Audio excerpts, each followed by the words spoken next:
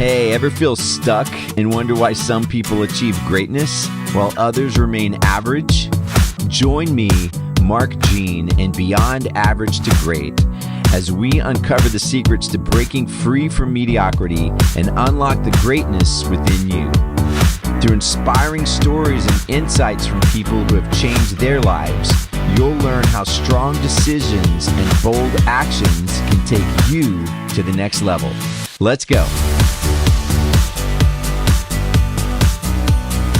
Hi, and welcome to another episode of Beyond Average to Great, where our guest is Ken Miller, and Ken has a new book out. And just a little bit about Ken, we're going to talk about the book in just a minute, but Ken went from Ivy League graduate to homeless addict, and ultimately a respected keynote speaker and mentor, and has lived every side of the human experience.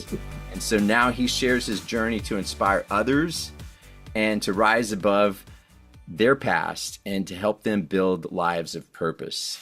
And so, Ken, thank you so much for being here. I look forward to our conversation. Yeah, I'm so appreciative of the opportunity to share with you. Looking forward to this. Let's do it. Yeah. So tell me, what inspired you to write your book? What inspired me to write my book was everybody asking me, you need to write a book. You Okay. need to write a book. My experiences are not unique. Everything that I've experienced, other individuals have experienced. It's unusual that an individual with my background could go as low as I went. Mm-hmm. To be an Ivy leaguer, I used to be a model. I've run businesses. I was in the corporate world. I've had a lot of success. And then my substance misuse and abuse, put me in a situation where literally for almost 20 years I was homeless and, went to prison 3 times. So how do you take that past story and then put it into something that's, obviously my present, and who am I today? So I was high, went low, and now I'm back up, on top of the mountain. That's amazing. So what was the catalyst that created that change for you when you were at your Uh, God, you okay? want to keep it simple. Well, Yeah. it's God, but you know, before you can listen to God, sometimes you have to be still. And I needed to get still. And so the state of Nevada allowed me an opportunity to be still. Mm. And it allowed me opportunity to listen. I listened to God speak to me. And then you can listen all day long, but if you don't do something about it or listen and take heed to the direction, then it's all for naught. But I did. Yeah. Yeah.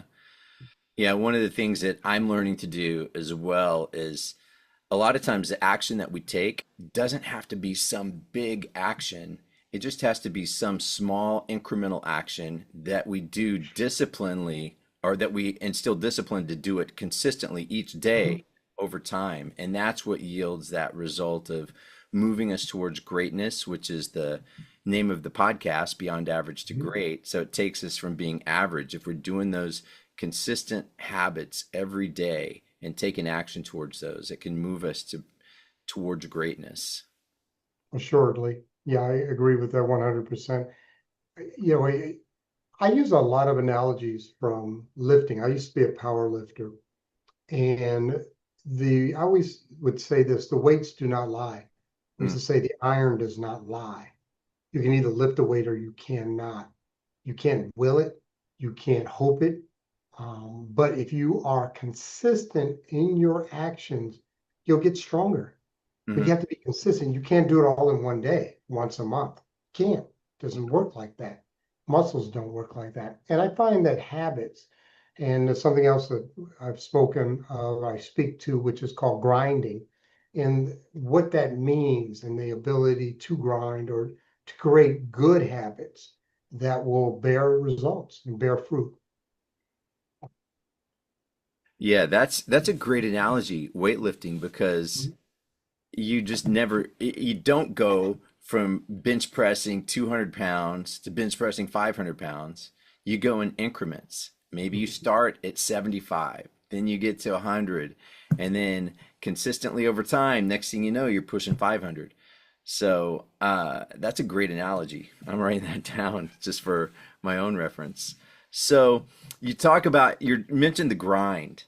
And I mean, that's something that most everybody goes through on a daily basis. But how do you grind with purpose? Does that make sense? Mhm, mhm. Yeah, well, first of all, you have to define the purpose. You have to define the goal. Yeah. And the word I use a lot is aspiration. I love using words that have spirit in it, but aspiration. Yeah. So what are we aspiring for? So we set a goal, then we have to have consistent action. And this is a thing I do is I define the difference between a grind and a habit. A Okay. grind by nature has friction in it. There's pain, there's discomfort. That's what makes it a grind. If it's something you enjoy and you do it every day, that's just a habit. But the ability to grind, which means that we do consistent action over time in pursuit of the goal, Hmm. that entails some type of friction and or pain or discomfort. Yeah. And when we do that, there's a sense internal that we are doing the right thing, even though it does hurt. I'm in the gym 5 o'clock in the morning, 7 days a week. You know, Kobe Bryant is one of the greatest examples of a grinder. Hmm. To achieve greatness or achieve a level or achieve a goal. But going back to we have to have the purpose. That's also a part of the grind, is Yeah. that there is a purpose and that there has to be an emotional reason for the goal. Because intellectually, the body or the person will say, I need to stop. This hurts. This is discomforting. This is painful. And I'm talking about pain as more emotional pain. This is painful. So, what is my why? And the why can be spiritual, the why can be family. I used to run, I used to be a runner too. So I used to run 10Ks and run, for half marathons, things of that nature. And there would be times where the pain, and it's not even really pain, it's discomfort is so great Yeah. that what am I going to do to continue to reach the goal, which is to usually get back to my home or wherever ran from. And what I would do is I would get outside myself. It was two different things I would do. One, and this is one I think you've talked a little bit about, is I would have a small incremental success. I just want to get to the stop sign. Hmm. It's 100 feet away, it's 200 feet away. That one works for a while and then it is not as powerful. But the one that's even more powerful is I would get out of self and do it for someone else. Yeah. And I would run for my mother, who's passed away, or I'd run for my wife at the time. And Mm. I would run, and I never failed when I got out of self, because I failed myself 1,000 times. And then again, the grind, if you have a spiritual basis to your why, Hmm. many times we can turn to God or whatever your spiritual entity is and say, I'm not doing this for me. I'm doing it for in honor of, in congruence with God's will. Yeah. And that is very, very powerful. It's been powerful for eons. Yeah. I know personally for me that when I have too much attention, myself, attention focused on me, I tend to be, woe is me. I've got so much stuff to do. Life is so hard, as opposed to focusing my attention out on others. Who can I serve today? Who needs the services that we provide as a company? You know, Mhm. it helps me stay more encouraged, more engaged than focusing everything on me. And I heard somebody say what you talked about. You have to have a greater purpose for what you're doing to get through that grind. Someone had said, I'll take care of me for you if you take care of you for me. Meaning, you need to be the best person you can be health wise, spiritually, Mhm. um, personally, professionally, to be able to take care of your family. So that was their reasoning for that statement, was that they would take care of me. If I'll take care of me for you, if you take care of you for me. Well, there's another principle that's involved, and it's called accountability. Yeah. And what we truly are is accountable to another Mhm. or another entity. Yeah. Uh, and but some people, many, I would say many people aren't accountable. They don't have that trait. Yeah. And it's a trait that you can learn. So one of the things that I do, I work with a lot of men. I mentor, I coach. And one of the things that we work on is being accountable. Mm. And when I mentor, I have a book study group. And what we have is accountability partners. I have one. And even though I run the group, I Yeah. started it, but all that, I still have an accountability partner because again, we have failed ourselves so many hundreds, if not thousands of Mm. times that it's easy because nobody knows. It's Yeah. just me. But I have this other man that I've given my word, because now we can go to the word of integrity, where there's some congruence or alignment between words and my actions. My word to you is I will have this project done by next Friday. Mhm. Am I going to be accountable to you and to that project? And so, anyway, so when we're running, if we can be accountable to others, the other aspect to also look at is the pain is of self. The pain is of self. Mhm. It's my pain. It's my shins that hurt, or my hamstrings that hurt when I'm running. Mhm. It's my pain, or it's my pain having to get up at 6 o'clock because I own businesses, start my Yeah. business and work with my staff or my contractors, whatever it may be. But that's mine. It's my pain. And Mhm. can I get out of that and get out of Ken's will? Because Ken's will is to stop. Ken's will is to Mhm. get out of pain, to get out of discomfort and go into God's will. What is the next indicated correct thing per my definition of God? Yeah. Yeah. And how does that move you, having that discipline and accountability? How does that keep moving you forward? Well, it keeps moving me forward because I'm doing things that many would not do. Mm. There's very few people that can outwork me. I'm just saying, I'm just giving my statement of Yeah. fact. Yeah. I got out of prison in 2007. I was 45 years old and I had lost a lot of years. I had no wealth, zero. Mhm. I owed, and I needed to make up for time. And I didn't have the knowledge of what was the next right thing to do business wise. I couldn't even get a job. All I could do Mm. was get a job in a warehouse. But I can outwork you. I can grind. Oh, I know grind. I speak about it, but I Yeah. can do it. Yeah. So the discipline, and it's a great word. I love the word discipline. The discipline of keeping your eye on the prize and the willingness to again endure discomfort. And it's another subject I'm very sensitive. I was working on some things today. We were talking about it. I was writing about it. Is laziness, Mhm. sloth. It's just, it's one of the deadly sins. It's sloth, Yeah. and it's laziness.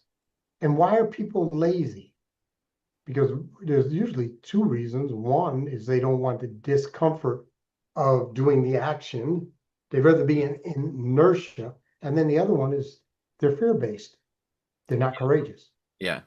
to get out of literally the laziness. But we a lot of times what is defined as being lazy, but really it's fear. Yeah.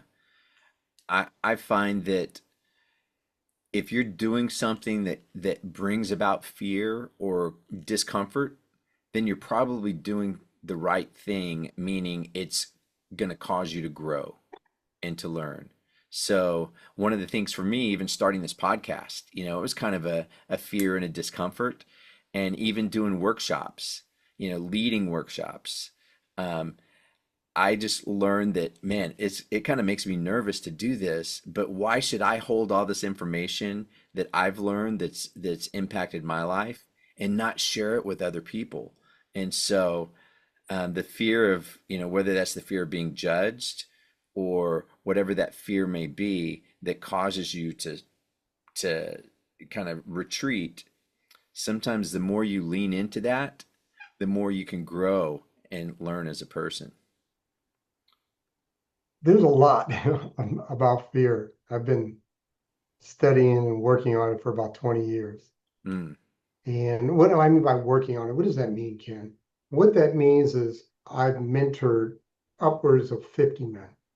okay. At one time, I had 29 men all over the country that I actively mentored. And every single man that I've mentored, we talk about fear. It is our fundamental state of being for many men. Okay. So, what is fear?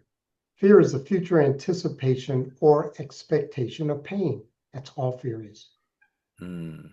We anticipated 1 second away. We anticipated a month away.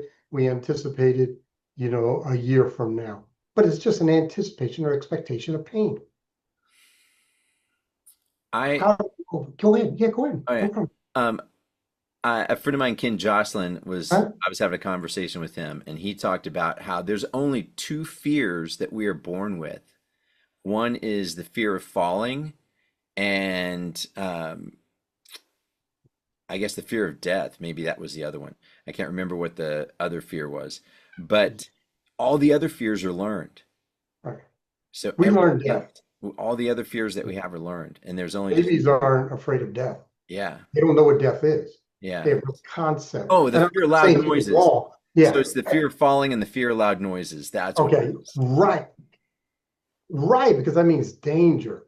And Hmm. then we acquire, but we're also sort of been built into us. There's other things that are trigger danger. Yeah. Okay. Because I learned this when I was doing trade show exhibits. So things that have lighting, backlight, and then large is also perception of danger.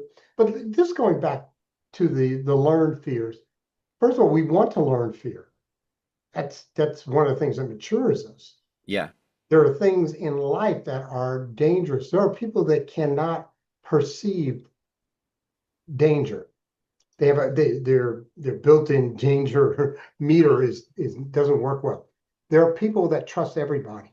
You shouldn't trust everybody. Hmm. There are things that you will hear, see, or perceive through your senses that should give you pause for thought before you engage. So fear is beautiful. I don't have a problem with fear. It's what do we do with fear, and then how do we overcome fear in pursuit of God's will or something that is going to Yeah. be good for us. Yeah. Okay. Mhm. So now you said you spent a lot of time on the grind. Let's go into that a little more because I'd like to understand more what the grind is, how Mhm. people can use the grind to, whether it's in pursuit of greatness, whether it's in pursuit of, you know, advancing their career or whatever goals they may have. Let's talk a little bit more about the grind. So the grind starts with a problem. Okay. Always. There has to be a problem. What is a problem?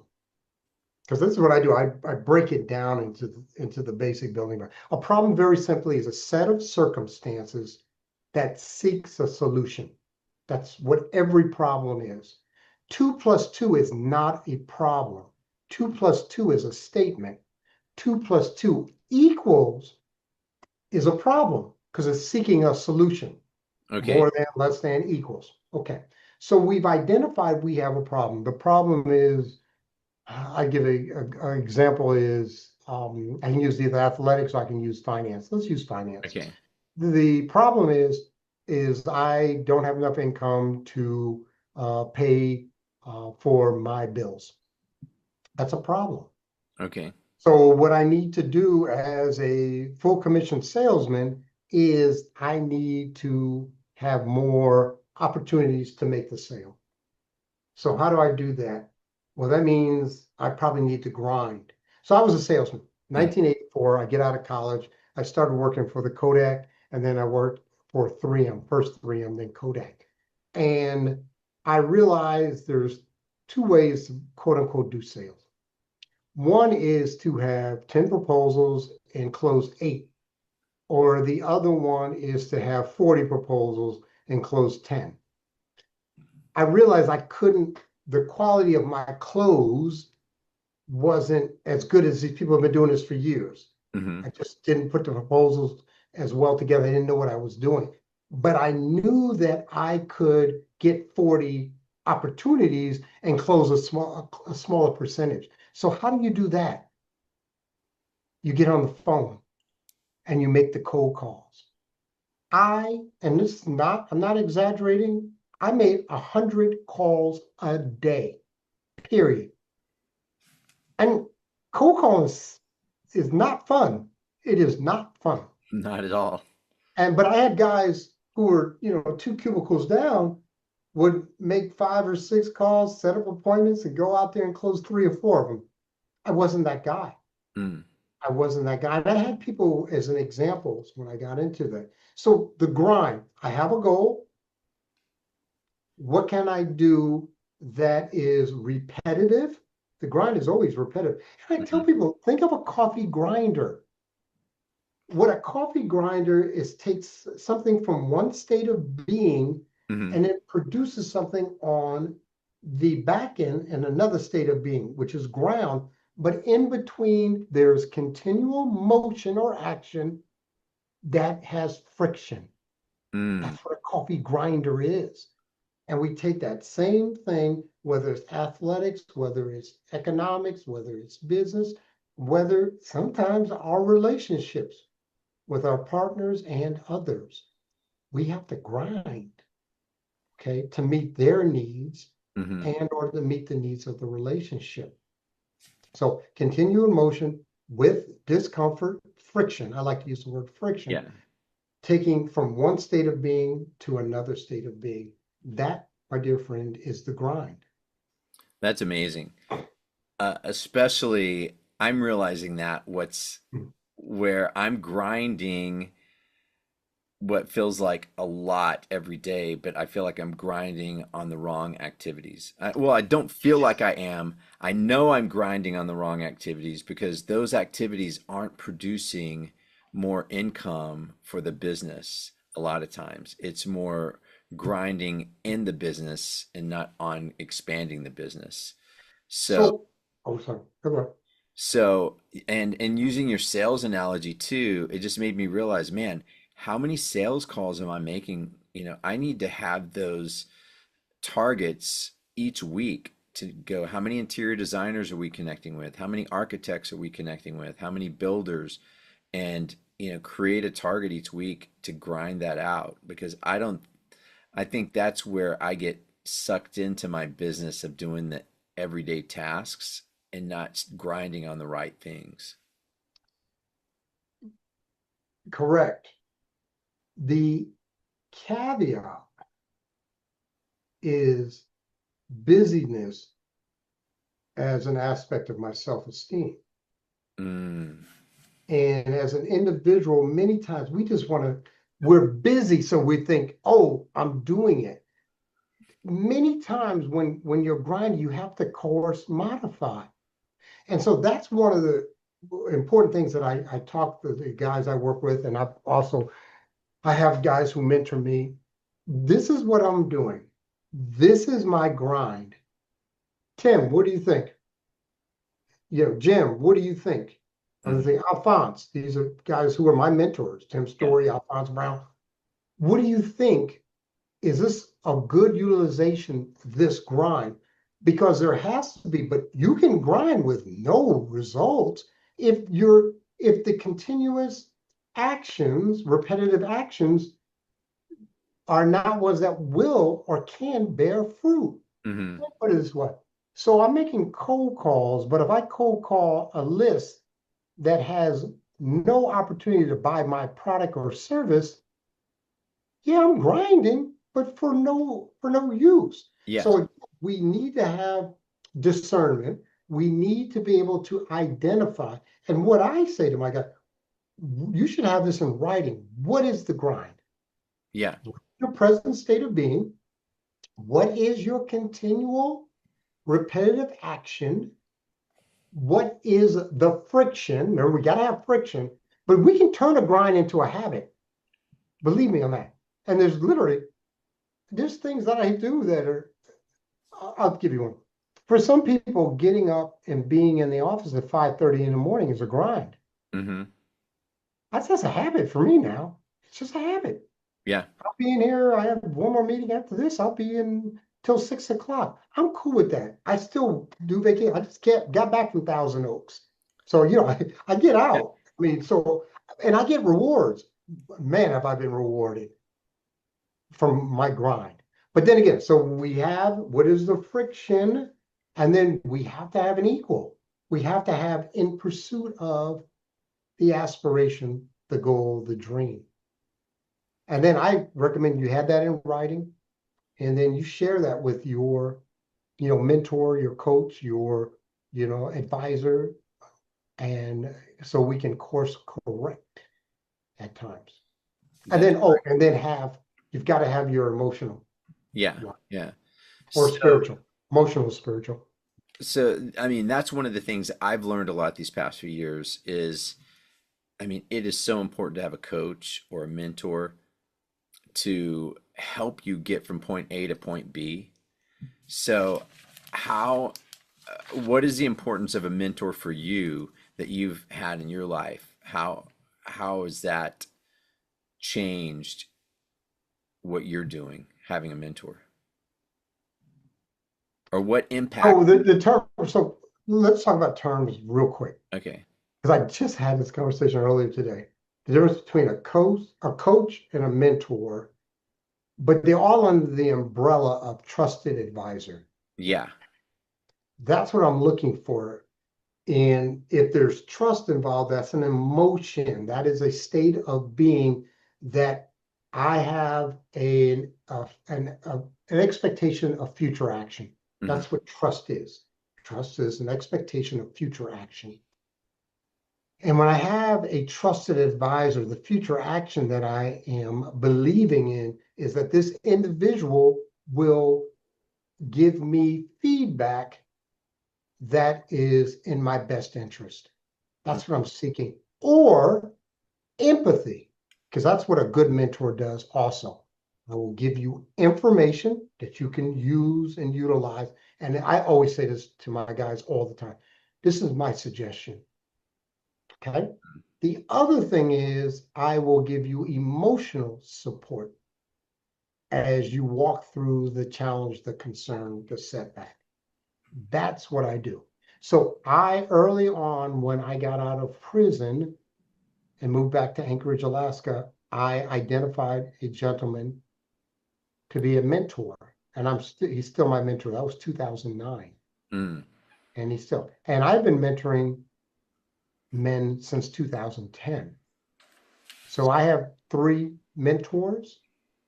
I've had coaches. I have a speaking coach, but a coach is a financial Yeah. connection Yeah. between individuals. Mentoring is free. Yeah. That's a great point because Yes. um, I find having someone mentor you that can have impact and it can have, a big impact, but putting out the money to hire a coach, that that means you've got more invested in your outcome or the results that you're trying to get. I mean, you're investing your not only your finances and your time to hire someone to help you get there, to basically shortcut 2 or 3 years off of where you want to go by hiring a coach. Um, so that's a great point. Mentors can be free, and a coach is someone that you pay for. I Right. like that distinction. Thank you for clarifying that. I Uh, teach, I teach a class on this. I oh, that's literally do a workshop on mentoring, coaching, and workplace sponsorship for the professional. Okay. So I spent, you know, the best way to learn is to teach. Hmm. One of the best ways. It's not, there are many good ways to learn, but I believe teaching, putting together the slide deck, putting together and listening to the feedback from the clients or the audience, Yeah. it has helped me. And I've been teaching that class for 13, 14 years. Wow. Yeah. I have to agree, especially the more that I understand something that I've learned and then can turn around and teach it. That's one of the things I try to do whenever I go to a workshop or event. I try to take at least one or two things that I can share with someone else that really helps lock in and solidify what I learned at that workshop. Mm-hmm. Mm-hmm. So I know we've kind of been talking about a bunch of things, but I wanted to at least talk about your book because I know that that's out now. You can get it on Amazon. I think you Mm-hmm. can get it from your website as well. Uh, so tell me a little more about your book. Like, what's, the core message of becoming kin? The core message is truth and God. Okay. It's the same thing in my book. Yeah. But I mean, the key is that's why it's called becoming Ken. That's not how I talk to myself. I Yeah. wasn't Ken. I was ex-con. I was drug addict. I was criminal. And I just wanted to become Ken. Ken Miller, a Mm. child of God, a kind and gentle man. Yeah. And it took me a lot of years, a lot of experiences to that. My difficulty growing up, one of my main difficulties is identity. Who Mhm. am I? Who am I? And, because of my experiences. So my mother was a white teenage runaway prostitute. My dad was the drug dealer and pimp. Okay, my mom's white, Irish, and I always tell people I'm Black Irish. That's what Mm. I am. And so she put me up for adoption at birth because in 1962, mixed children were not common. Yeah. And I was, I was not adopted. I went through foster homes for 6 years. And Mm. that experience, and I knew I was a foster child. You Yeah. know that. I was adopted and then moved from New York to Alaska. And I'm just trying to give some of the high level. The key component is my father was an alcoholic, was very violent alcoholic, so I had to deal with a lot of violence.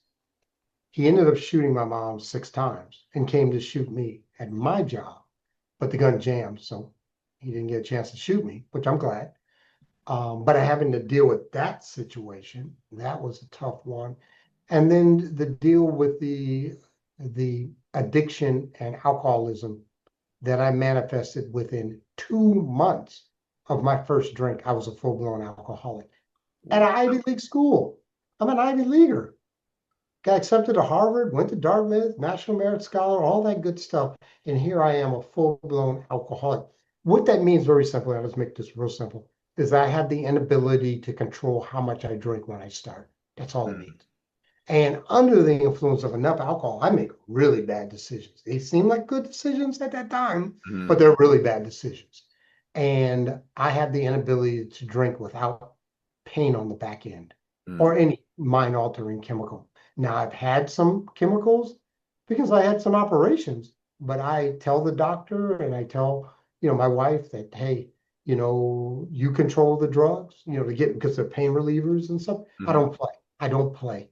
And I'm coming up on 21 years of being clean and sober. So it's Wow, it's that's a amazing. series of experiences, but there's lessons learned after every chapter for Yeah. business people, for individuals doing their walk. And there's moments of sublime horror. There are moments of sublime beauty in the book because I've had some incredible experiences happen to me, and I've had some things that have been so beautiful in the positive Hmm. that, and in the end, you remember the part says, and back again. I'm back. I've become Ken. I like who I am. I really like me. I'm good people. That's one Mm. of the terms we used to say on the streets. I mean, he's good people. Yeah. So that's somewhat what the book, but there's other things I can talk about. But you asked me the question. Yeah, yeah, yeah. That's great. So what's one piece of advice that you give in the book that you think people or anyone like me or someone from like me would be able to like latch on and start applying? I have a lot of them, but one right off as soon as you said that, because it was such a key component for me. Take Mm. away the power of the secret. Take Mm. away the power of the secret. If you are harboring secrets, especially secrets that are shame based, they will devastate you. They will eat you alive because your self talk is so negative. And what the shame base says, if you knew that I did this or was this, you would not associate, like me, or be with me. Mm. My greatest fear growing up is that I would die alone. That's always been my greatest fear, that I would die alone because I was always alone in the foster Mm. homes. I knew nobody wanted me. I knew that I was not loved. And so I was always afraid. So I'd always put on all these masks. And I was a pretty intelligent person. So I could put on different masks, whether I was on the street, in the penitentiary, Mm. in the club, in the corporate world, but they were masks. Today I'm me, but I had to take away. So my big, and I'll just talk about it, hopefully it'll be fine, but my my big secret was that I was a male prostitute. I was turning tricks on the streets, Mm. paid for my crack cocaine. And I was so embarrassed by that. I was so less than because of that, that it made me, it made taking chemicals, because every drug does the same thing. Every single drug, it changes your perception of reality. Yeah. That's what a drug does. And whether it's aspirin, whether it's methamphetamine, it changes your perception. And my reality is that I'm less than, I'm not worthy. Mm. That's my reality. And I need to change that by any means necessary because I'm out here doing X, Y, and Z. And that I was so embarrassed by that and so shame based about it. Because let me just say one other thing. The difference between guilt and shame, and I talk about that. Guilt is I did. Mm. Shame is I am. Okay. Yeah. And I internalize that. And now I have no secrets.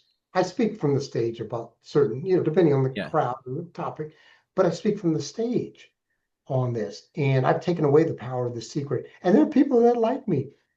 There's a lot of people that like me and respect me to this day, for my honesty, my transparency. So that's a big part of this book, is taking away the power of the secret, among many others. That's amazing. I think that's great too. And I know that that can be a huge, what's the word? Just kind of almost like burden taken off of you Oh. when you can be transparent like that. I mean, it's hard for me to be honest, even in, in my marriage relationship, sometimes to be Mhm. transparent because it's like you said, will people, what will they think of me? Will they still love me and accept me? So it's, it's when you can have that kind of uh, openness, man, the burdens that are lifted off of you, I think can, Oh, beautiful. They're yeah, beautiful. You can yeah, see, I don't know if they'll be able to see me or not, but you can see it in my smile. You can see the yeah, way I share.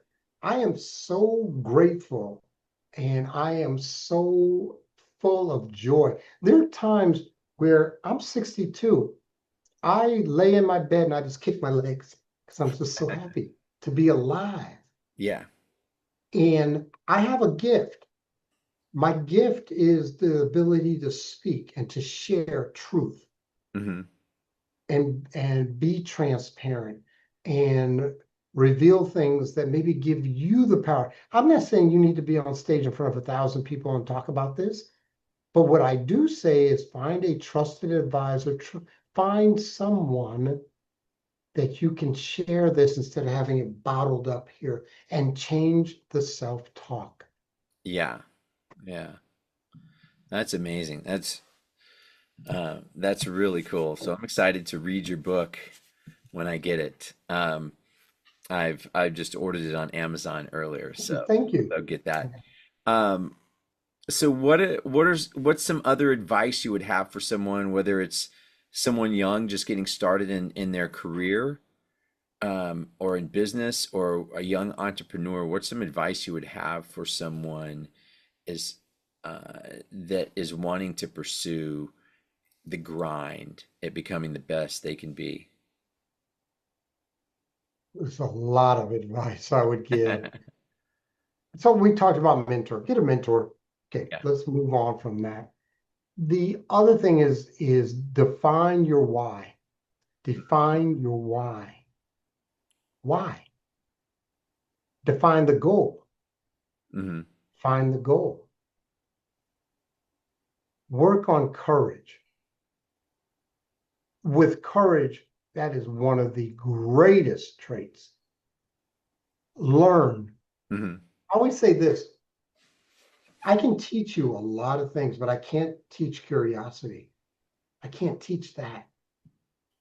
Be curious. Choose curious.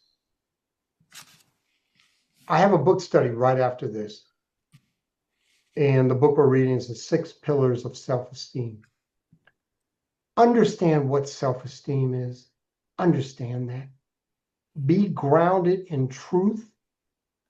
And if you so believe, be grounded in God. Hmm. But that also means that you need to have, again, congruence between God's will and your will. Be kind and gentle to others. Learn to forgive. Mm. Not saying forget, learn to forget. My dad shot my mom. She died 30 years later, and she still had 2 bullets in her. Okay, he hit her 5 times. And he Wow. didn't take the 2 bullets out. I forgave him. I sat down with him and forgave. I wanted to kill him, literally. But that just perpetuates the Hmm. violence. Okay. But so learn to forgive. And I've had people hurt me badly, physically, let alone emotionally. I've forgiven every single person. I have no resentments, zero resentments, zero. Mm. Okay. Learn to forgive self. Understand and embrace your humanness. You will make mistakes. You will stub your toe. You know, we have a whole, my keynote is on resilience. That's my keynote speech. Hmm. Resilience in the face of the known and the unknown. And they are different. But how do we come back from the setback? How do we overcome the impediment?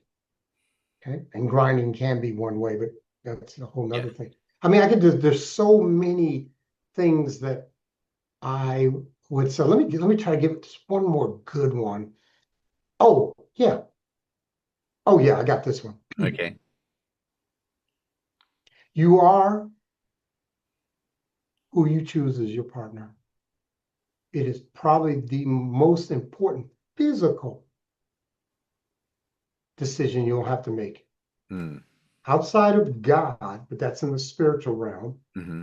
But in the earthly realm, who you choose, and I sometimes put it out there, who you choose to sleep with is Yeah. going to make or break you. I'm 100 on that. Yeah. Is that person life affirming?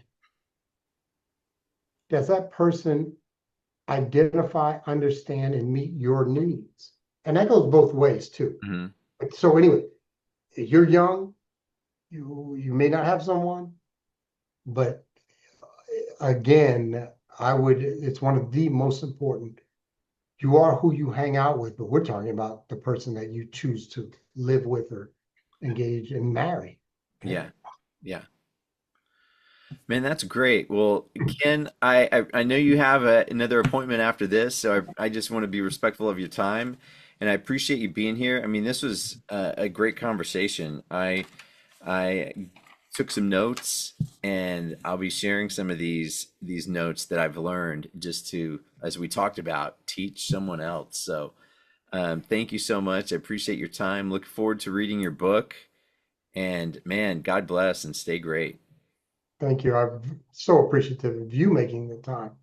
And if anybody, I just put this always out, anybody wants to get a hold of me, just go to Ken Miller 84 on LinkedIn and you'll be able to communicate with me. And again, just thank you. Thank you for having the courage to create this podcast and do it.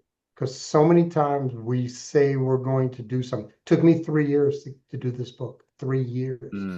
I have another book in process right now. It'll probably take me a month and a half to write that book. Wow. Hey, thank you for joining us today on Beyond Average to Great. If you enjoyed this episode, the best way to show your appreciation is by subscribing to our show and sharing it on your social media channels. Don't forget to tag me when you do. We'll see you on the next episode. Until then, remember, be great.